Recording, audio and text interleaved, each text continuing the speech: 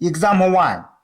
The vapor pressure of water is 760 torr at 100 degrees Celsius and 4.58 torr at 0 degrees Celsius. What is the heat of vaporization of water? Assume that the heat of vaporization is independent of temperature.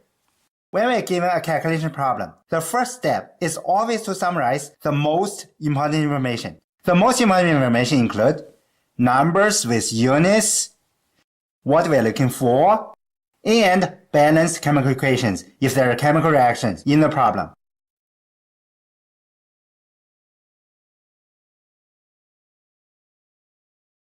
You may have already noticed I assign a symbol to every number with unit and what we are looking for, because all equations contain symbols, not numbers.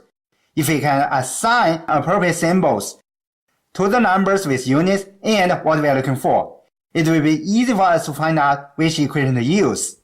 Since we are given two vapor pressures at two different temperatures, we are looking for the heat of vaporization. If you recall, there is an equation just for this kind of calculations, which is the Clausius-Clapeyron equation.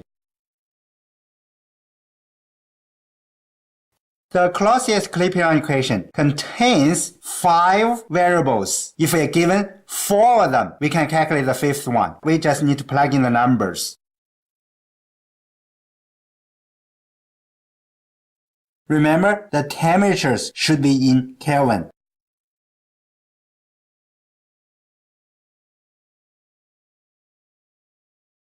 Negative will become positive.